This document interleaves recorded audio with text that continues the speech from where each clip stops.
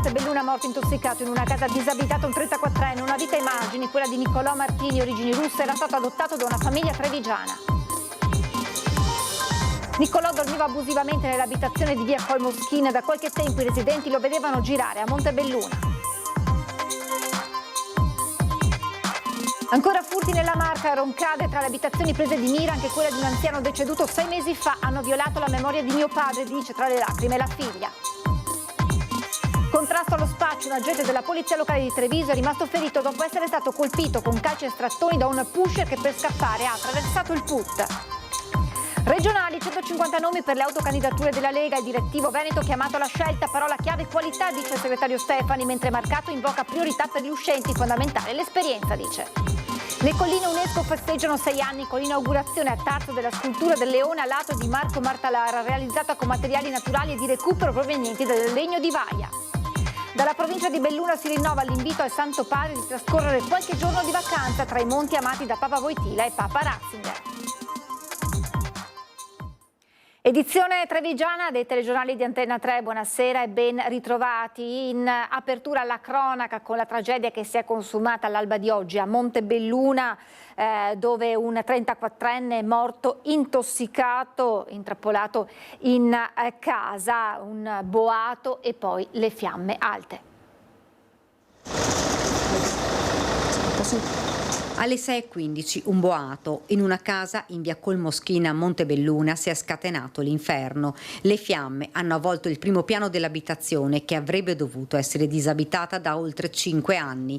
In realtà all'interno dormiva Niccolò Martini, 34 anni. Il fumo nero si è alzato in poco tempo. Nulla da fare per l'uomo che è morto intossicato dal rogo. I residenti hanno visto l'incendio ed hanno allertato i soccorsi. Io vedevo fumo, il vicino più a sud vedevo anche fiamme che uscivano dalla cucina, ma io ho solo questa parete qui, non vedo altro, quindi non vedevo uscire fumo dalle finestre. Abbiamo preso paura perché c'erano proprio delle lingue di fuoco che uscivano dalle finestre della casa, quindi noi abitiamo proprio confinanti. A raccontarci quegli attimi concitati Monica Battistetti, che abita accanto alla casa. Sul posto sono arrivate 2 squadre dei vigili del fuoco, i sanitari del SUAM 118 e i carabinieri. Siamo arrivati, la casa era invasa dalle fiamme e dal fumo, e abbiamo trovato una persona che ci ha detto che forse all'interno ci poteva essere qualcuno, quindi abbiamo sfondato la porta, siamo entrati, abbiamo trovato questa persona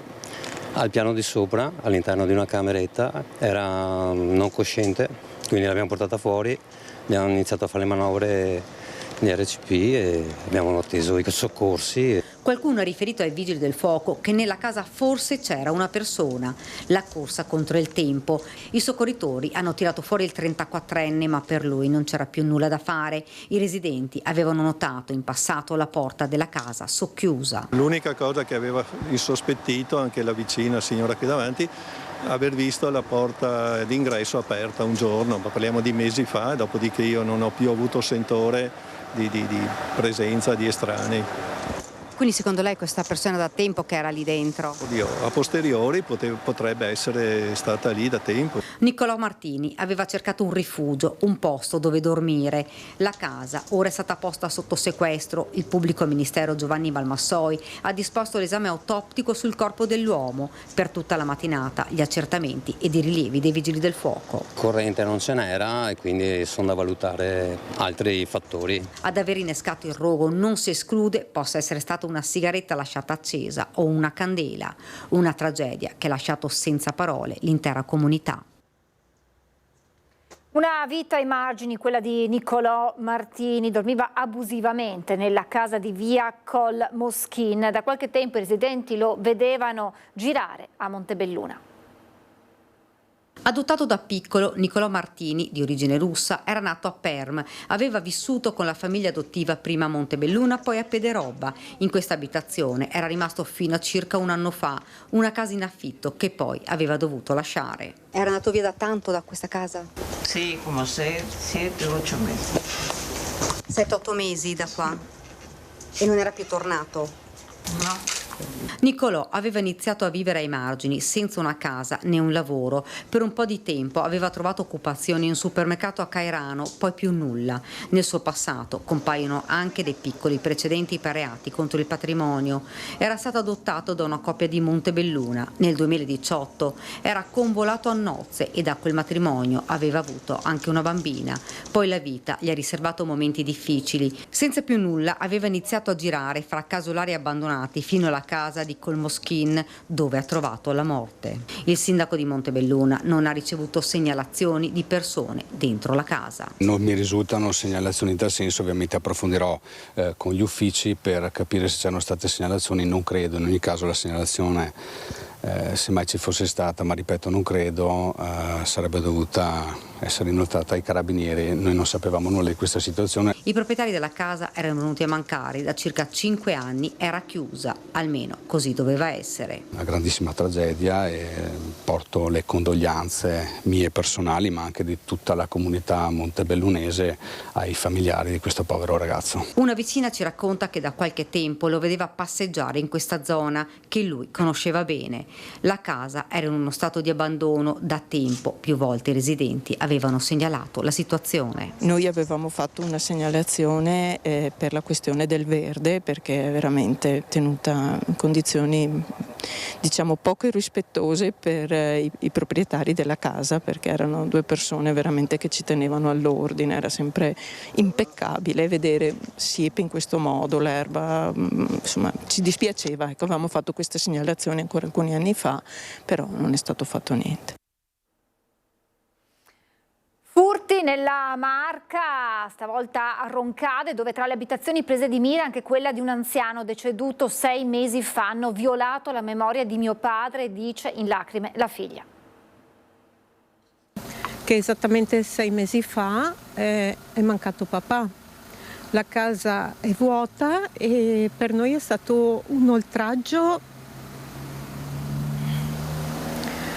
alla memoria di papà, perché la mamma adesso è in una struttura. Si incrina la voce, fatica ad andare avanti, il dolore per la scomparsa del padre è ancora vivo e ora si aggiunge quello per il furto subito nella casa paterna. Siamo a Roncade, in via San Rocco, una lunga strada che ci spiegano i residenti attraversa la parte vecchia del comune. L'abitazione dell'anziano scomparso 6 mesi fa è solo una di quelle prese di mira, almeno 3, spariti contanti e gioielli. Ma in questa villetta, dove il vetro della finestra al primo piano porta ancora i segni del colpo, i malviventi si sono spinti ben oltre, portando con sé molti ricordi di chi non c'è più. Hanno portato via dei ricordi di papà, immagino. Sì. Purtroppo sono arrivati dove noi non siamo arrivati.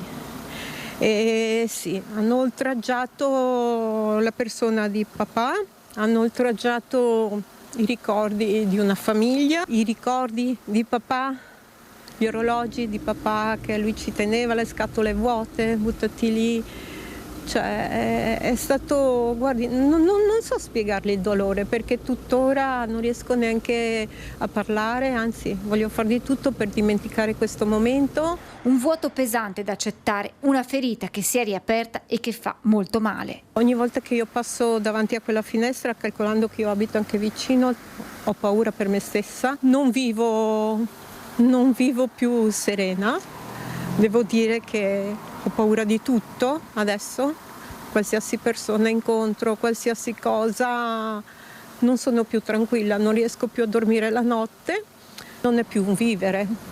Via San Rocco, a 2 passi dal municipio e dalla piazza del paese, è finita nel mirino dei ladri, incuranti persino della presenza lungo la strada del comando della polizia locale. Le modalità d'azione sempre le stesse, si attende che in casa non ci sia nessuno, anche se per pochi minuti. Si sceglie una finestra facilmente accessibile per entrare, ancora meglio se lasciata aperta.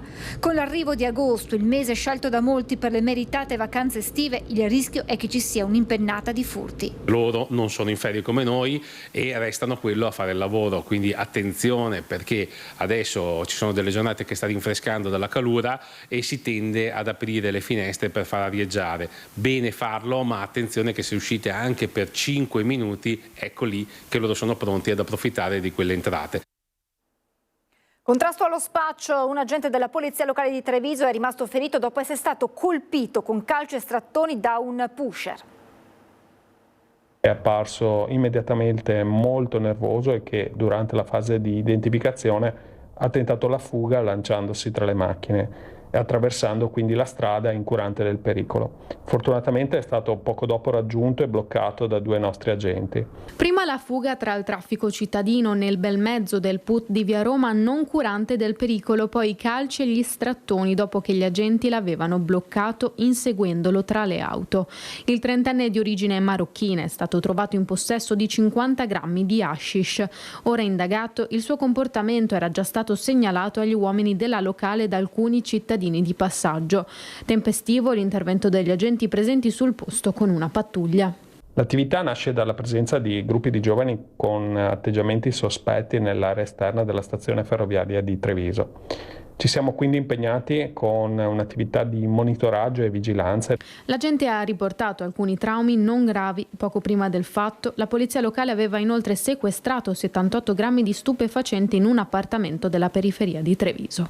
Questi risultati sono il frutto di un'attività investigativa condotta con attenzione e determinazione. In contrasto infatti allo spaccio delle sostanze stupefacenti, che è una delle missioni fondamentali legate al concetto di sicurezza urbana, a cui oramai siamo costantemente agganciati e impegnati. Va in commissariato per alcuni documenti, ma è gravato da un ordine di carcerazione. 31enne arrestato a Conegliano. Si era recato in commissariato a Conegliano per avere alcune informazioni sulla sua carta d'identità, ma quando gli agenti hanno fatto le dovute verifiche in banca dati hanno scoperto che l'uomo, un 31enne moldavo con precedenti di polizia, doveva scontare alcuni mesi di carcere per un fatto accaduto a Treviso quasi 10 anni fa. Per questo è stato arrestato. È emerso infatti che il 31enne nel marzo 2016, durante un controllo della polizia in strada Ovest, aveva esibito una patente moldava contraffatta. Per questo episodio nel 2022 era stata emessa nei suoi confronti una sentenza definitiva di condanna che gli è stata notificata solo lunedì, dopo un periodo di irreperibilità, spiegata anche dal fatto che nel 2024 era stato arrestato in Croazia per favoreggiamento dell'immigrazione clandestina. Proprio nelle ultime ore era rientrato in Italia e si era subito recato in commissariato per i documenti, ma la sua libertà riconquistata è durata poche ore. Il 31enne ora si trova in carcere a Treviso. La politica con le elezioni regionali, ricevute le autocandidature per il Consiglio regionale, il segretario veneto del Carroccio Alberto Stefani al lavoro per la complessa scrematura. Lo abbiamo raggiunto al telefono da Roma, dove è impegnato in Parlamento. Sono arrivate oltre 100 candidature, nelle prossime ore faremo ovviamente il riepilogo, quindi penso che ci arriveremo a 150. Faremo un direttivo nei prossimi giorni per fare il punto della situazione, per organizzare anche la campagna elettorale. Inizia la parte forse più complicata, perché non sarà facile trovare poi i nomi per i candidati consiglieri. Diciamo che è meglio abbondare di candidature e quindi questo denota sicuramente un partito florido, in crescita, con tantissimi amministratori che si mettono a disposizione.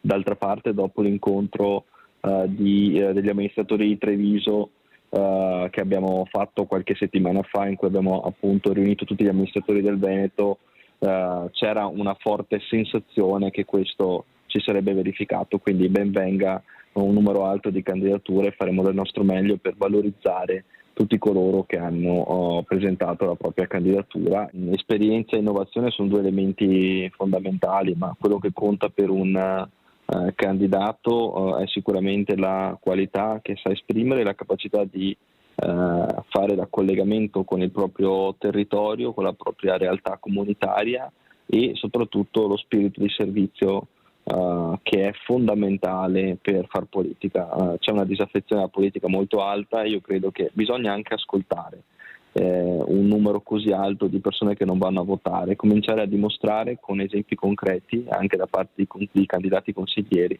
che la politica può portare un valore aggiunto ai cittadini e lo può fare con persone concrete che vengano dal mondo dell'amministrazione, che hanno voglia di mettersi a disposizione. E per Roberto Marcato, ospite di Focus TG, serve una corsia preferenziale per gli uscenti e sulle decisioni per il candidato governatore lancia un messaggio forte alla Lega Lombarda. Si faccia, dice, gli affari suoi. Diciamo in questi anni l'influenza milanese c'è sempre stata. Io credo che sia arrivato il momento che basta, insomma. Allora, i veneti decidono che il miglior candidato è Alberto Stefani, basta. Ma a Milano non piace, affari nostri. Spero che la dirigenza del mio partito sia in grado anche di dire dei bei no sonori, insomma. I lombardi si facciano gli affari loro, noi ci facciamo gli affari nostri. Siamo fratelli, però io mi devo preoccupare della tenuta della Liga Veneta, innanzitutto. Autonomista duro e puro Bulldog Marcato, anche se significa mandare un messaggio forte alla Lega Lombarda. Basta con le ingerenze da Milano sulla partita più delicata della Liga in Veneto da anni a questa parte. Si scrive regionali, si legge futuro del Carroccio, con un Alberto Stefani sempre tra i più accreditati come candidato governatore, se alla fine l'ago della bilancia a Roma penderà per il Carroccio e non per Fratelli d'Italia. A rimescolare le carte però spunta un sondaggio SVG condotto tra 1000 veneti sul gradimento dei leghisti, che vedrebbe premiati prima di Stefani, tra fiducia e notorietà, Massimo Bitonci, altro nome sempre più in pole position, e poi Mario Conte e lo stesso Marcato. Sondaggio però che nell'assessore suscita molte perplessità. Sul fatto che Stefani sia ultimo. Cioè, non so, mi sembra un po' tirata questa cosa e non vorrei, adesso mi prenderò sicuramente, ma non vorrei che fosse fuoco amico questo. Nel senso che probabilmente il committente non è un fan di Alberto Stefani. Il segretario, da par suo, ha ben altre gatte da pelare, perché prima del nome più atteso c'è da scegliere la squadra dei consiglieri al voto. Oltre 100 autocandidature arrivate alla sede regionale per una scrematura che dovrà deciderne 55 e la consapevolezza che il numero di 34 a Palazzo Ferrofini, ottenuto nel 2020, sarà irripetibile. Anche per questo Marcato suggerisce a Stefani una metodologia. Io credo che comunque se i consiglieri uscenti desiderino ricandidarsi debbano avere una sorta di, non dico lascia passare, ma insomma un punteggio maggiore rispetto a chi consigliere non è, perché la prossima sarà una legislatura molto difficile, anche la maggioranza sarà spezzettata, per cui servono consiglieri che abbiano un'esperienza amministrativa tale da poter reggere alle pressioni dei prossimi 5 anni. Ecco perché secondo Marcato serve una lista Lega forte e non drenata di voti.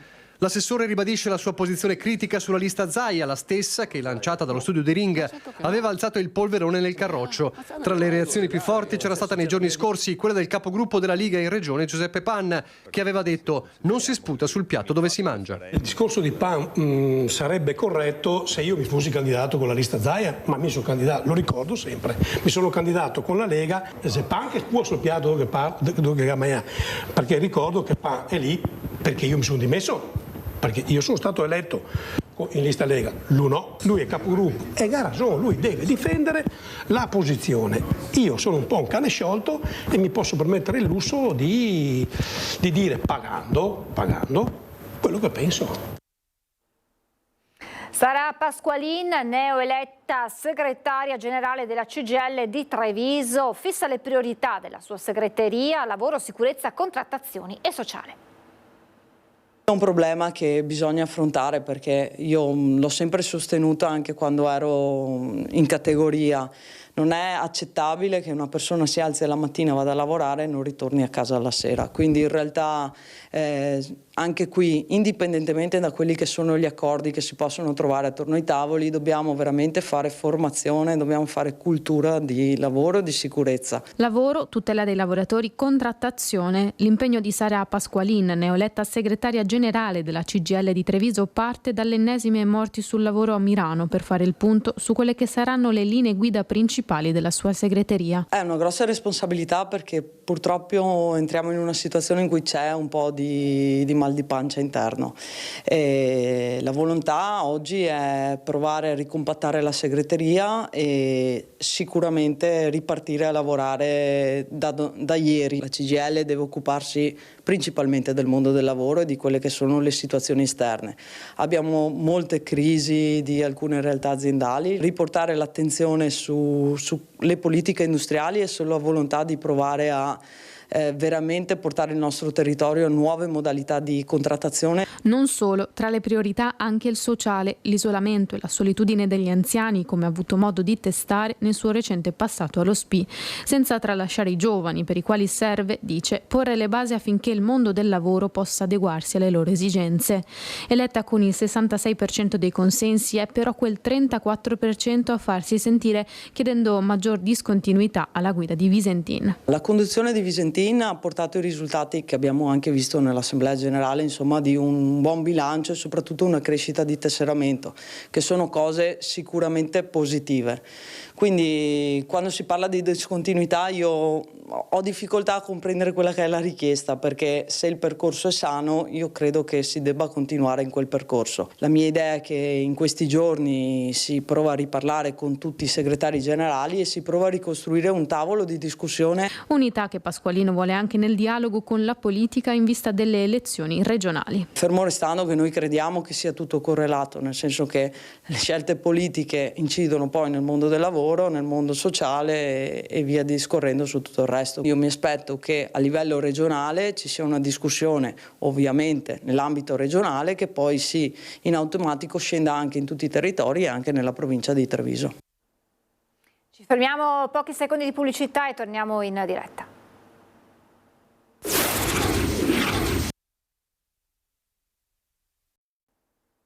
Di nuovo in onda per parlare dei 6 anni delle colline UNESCO, festeggiati con l'inaugurazione a Tarso della scultura del leone alato di Marco Martalar. Un monumentale leone alato, realizzato con 3.000 pezzi del legno di vaia, simbolo dell'identità veneta, alto oltre 7 metri e lungo 10. È l'opera di land art firmata dall'artista Marco Martalar, scelta per festeggiare i 6 anni delle colline del Prosecco di Conegliano e Valdobbiadene, patrimonio mondiale UNESCO. L'opera, collocata di fronte al lago Revine a Tarso, in località Fratta, è già entrata nella storia come il leone di legno più grande del mondo.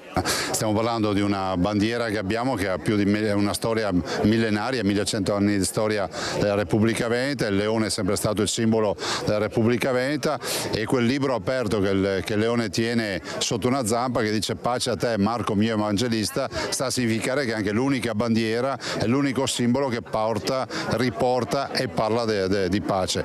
Un'opera che Martalar ha creato in loco, lavorando per quasi 4 mesi. Io volevo ringraziare, soprattutto perché da 3-4 mesi che sono qua, che giro, la gente del posto, perché ho trovato veramente un'accoglienza strepitosa. Man mano che passava il tempo venivano a conoscermi mentre costruivo l'opera, anche se chiedevo che doveva rimanere tutto in sordina. L'occasione della festa è anche però quella per fare un bilancio su ciò che funziona e ciò che ha funzionato meno. I dati del turismo ci raccontano che le colline oggi sono la prima destinazione turistica che cresce di più in Veneto, per cui questo ci conforta sul fatto che le attività che stiamo realizzando vanno nella direzione di un turismo più lento, che era quello che desideravamo, e anche un turismo che rimane sulle colline un po' più tempo, quindi quelle 3-4 notti, e quindi porta valore al nostro territorio. Oltre 9.000 camminatori hanno infatti timbrato la credenziale sul cammino delle colline. Uno dei nei resta però la mobilità. Bocciato il pullman con trasporto bici, si sta ragionando su altro. La logistica diventa fondamentale perché noi sappiamo bene che le colline hanno questo come, tra virgolette, tallone d'Achille sul quale stiamo lavorando, e stiamo lavorandoci anche perché quello che noi dobbiamo fare è valorizzare e tutelare questo territorio. Non possiamo pensare a una logistica che invece crei disagio anche a chi ci vive e a chi ci lavora, per cui questo è sicuramente uno degli obiettivi che ci siamo dati con il piano di gestione e che sicuramente poi riusciremo anche a realizzare in questi prossimi anni. Anche sulla ricettività si sta pensando come valorizzare l'esistente senza nuovo consumo di suolo, potenziando il ruolo dell'accoglienza diffusa. Rigenerazione urbana, Vallà di Riese Pio X, il progetto The Wall ora diventa interattivo.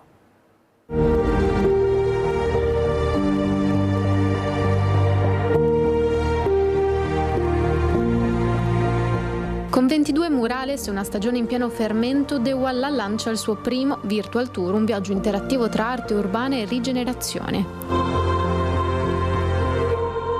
La street art si naviga quindi da casa al borgo di Vallà di Riese Pio X, è stato trasformato dal progetto in un museo a cielo aperto e da oggi visitabile anche online. Uno strumento pensato per far scoprire anche da lontano le 22 opere che dal 2021 stanno ridisegnando il volto del paese. Un modo per esplorare in pochi clic oltre 1000 metri quadri di pareti trasformate da artisti internazionali in grandi tele d'autore, con la possibilità di camminare virtualmente tra i muri dipinti, scoprirne l'autore, la storia e l'intervento creativo. De Walla ha infatti un progetto di rigenerazione urbana partecipata su iniziativa dell'associazione in promozione sociale Collettivo Bocca Verta, in collaborazione con il Comune e con il patrocinio della Regione Veneto, in cui la street art vuole migliorare aree di degrado urbano e creare opportunità culturali ed economiche per il territorio.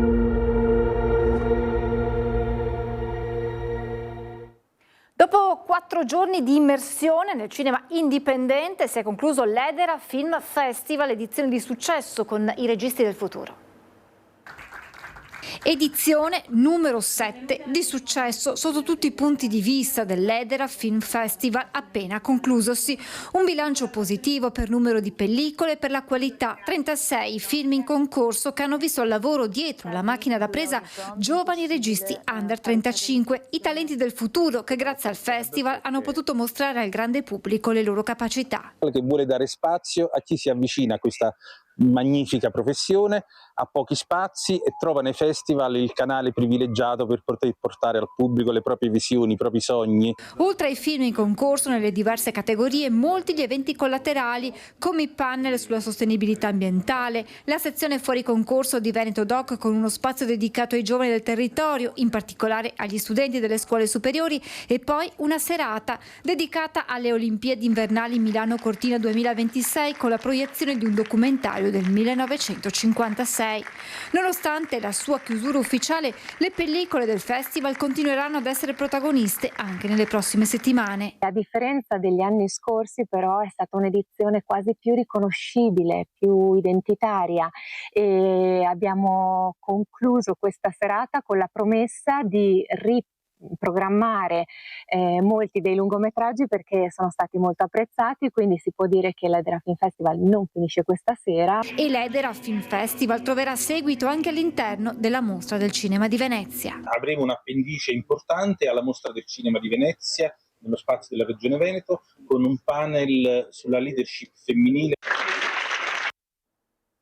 Siamo arrivati al momento della pagina con le notizie da Belluno e provincia.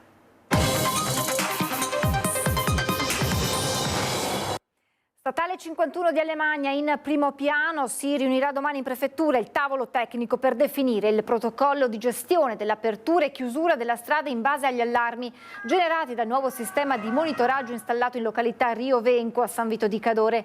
Nel frattempo la provincia di Belluno ha trasmesso ad ANAS tutta la documentazione tecnica relativa all'impianto che è stato presentato nei giorni scorsi anche a tecnici e operatori durante un corso di formazione a San Vito. Con questo invio, spiega il consigliere provinciale Massimo Bortoluzzi, si conclude l'intervento tecnico della provincia che ha agito per accelerare i tempi e garantire la sicurezza anche della pista ciclabile sottostante. Ora l'auspicio unanime è che si possa valutare l'apertura della strada anche nelle ore notturne in sicurezza. Dalla provincia di Belluno si rinnova l'invito al Santo Padre di trascorrere qualche giorno di vacanza tra i monti tanto amati da Papa Wojtyla e Papa Ratzinger. Chi non ricorda la passione per la montagna di Giovanni Paolo II? Il Papa giunse al castello di Mirabello, a Lorenzago di Cadore, la prima volta l'8 luglio 1987.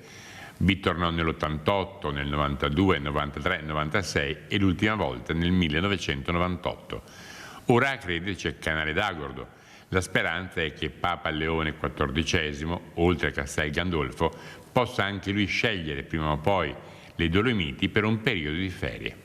Certo, la speranza c'è, stiamo lavorando anche su questo, quindi sarebbe bellissimo, sarebbe complicato per me, molto complicato, ma speriamo. Nelle montagne bellunesi ha più volte trascorso le sue vacanze non solo San Giovanni Paolo II, ma anche Papa Benedetto XVI.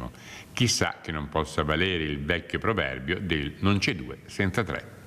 Non posso ancora parlare, nel senso che abbiamo contatti ovviamente col Vaticano tramite la nostra fondazione, tramite il nostro direttore della Fondazione Papa Luciani, il dottor Serafini, che ha i contatti per riuscire spero, a portare il Papa Canale.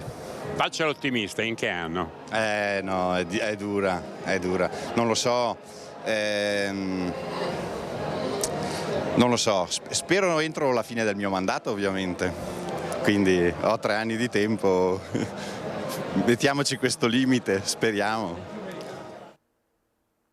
40 decessi a carico di ovini dell'Alpago e sorprendentemente una ventina di capi morti nei 2 allevamenti di yak presenti nel Bellunese. Preoccupa la diffusione del focolaio di Blue Tongue, cioè della cosiddetta e rara febbre catarrale degli ovini, che dal 29 luglio è all'attenzione del servizio veterinario dell'Uslo Dolomiti. Indagini di laboratorio di dettaglio sono ancora in corso al centro di riferimento di Teramo e gli esiti saranno fondamentali per la conduzione di un'eventuale campagna vaccinale. Massima attenzione da parte dell'ULS. Una casistica simile fu registrata una decina di anni fa, conferma il commissario Giuseppe Dalben, che ricorda come fortunatamente non vi sia alcun pericolo per l'uomo. Più sport per tutti è l'auspicio del nuovo CONI di Belluno, presentato questa mattina il programma per il prossimo quadriennio.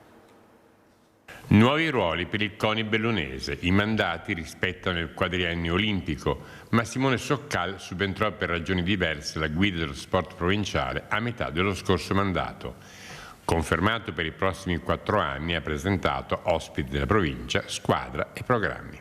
4 anni per dare una nuova strada al CONI di Belluno, stare vicino allo sport bellunese, dare visibilità alla vocazione sportiva della provincia di Belluno, partire con una nuova squadra di fiduciari che sul territorio saranno vicini alle associazioni sportive, alle società e alle istituzioni, dare voce allo sport appunto bellunese. 9 fiduciari per coprire tutte le discipline olimpiche e tutte le diverse aree della provincia.